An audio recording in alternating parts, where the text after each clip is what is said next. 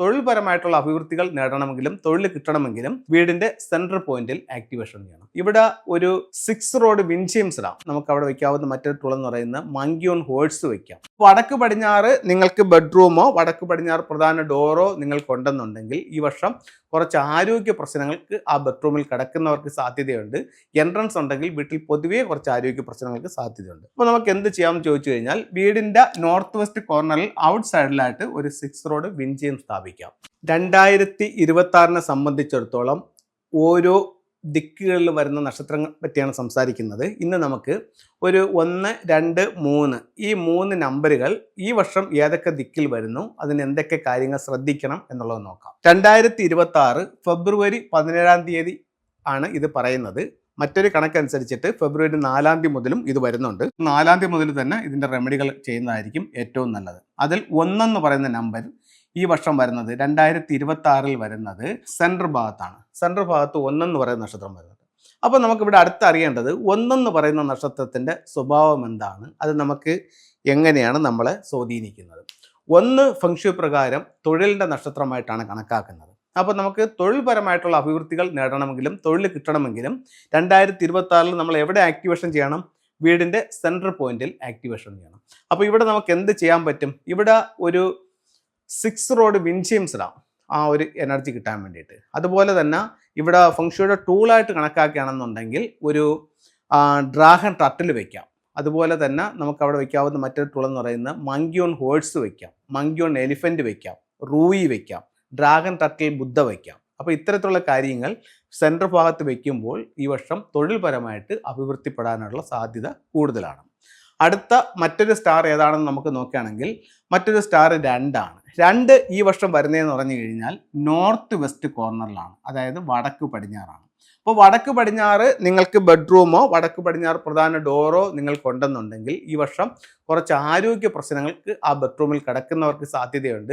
Entrance ഉണ്ടെങ്കിൽ വീട്ടിൽ പൊതുവേ കുറച്ച് ആരോഗ്യ പ്രശ്നങ്ങൾക്ക് സാധ്യതയുണ്ട്. അപ്പോൾ നമുക്ക് എന്ത് ചെയ്യാമെന്ന് ചോദിച്ചു കഴിഞ്ഞാൽ വീടിൻ്റെ നോർത്ത് വെസ്റ്റ് കോർണറിൽ ഔട്ട് സൈഡിലായിട്ട് ഒരു 6 റോഡ് വിൻചെയിം സ്ഥാപിക്കാം.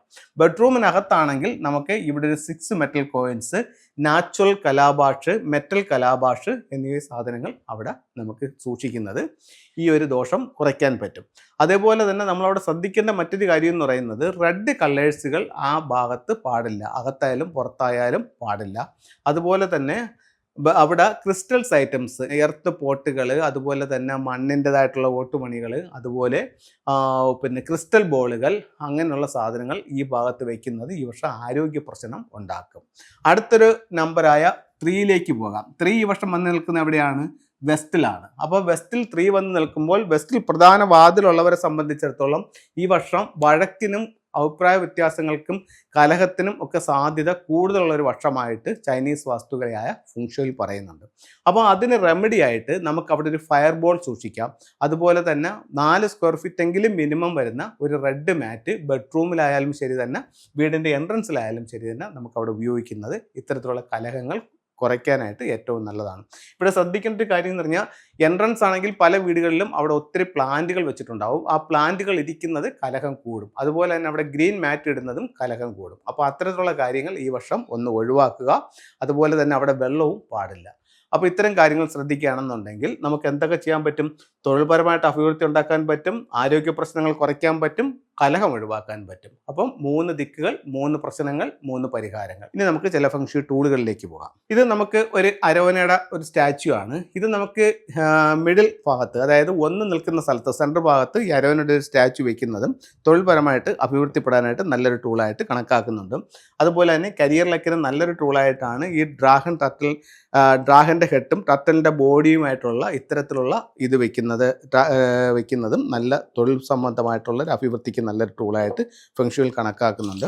പിന്നെ അവിടെ വയ്ക്കാൻ പറ്റുന്ന മറ്റൊരു ടൂൾ എന്ന് പറയുന്നത് ഇതുപോലെ 6 റോഡ് വിൻചെയിമാണ്. ഈ 6 റോഡ് വിൻചെയിം നമുക്ക് നോർത്ത് വെസ്റ്റിലും ഹാങ് ചെയ്യാവുന്നതാണ്. അതുപോലെ കലാഭാഷ എന്ന് പറയുന്നത് ഇതാണ് കലാഭാഷ്. ഇത് നമുക്ക് എവിടെ വയ്ക്കാമെന്ന് ചോദിച്ചു കഴിഞ്ഞാൽ ഇതിപ്പോൾ നാച്ചുറൽ ആയിട്ടുള്ള കലാഭാഷാണ്. ഇത് നമുക്ക് നോർത്ത് വെസ്റ്റിൽ വയ്ക്കാം.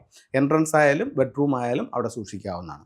അപ്പോൾ എല്ലാവർക്കും എല്ലാ ഐശ്വര്യങ്ങളും ഉണ്ടാവട്ടെ എന്ന് പ്രാർത്ഥിച്ചുകൊണ്ട് നിർത്തുന്നു. നന്ദി, നമസ്തേ.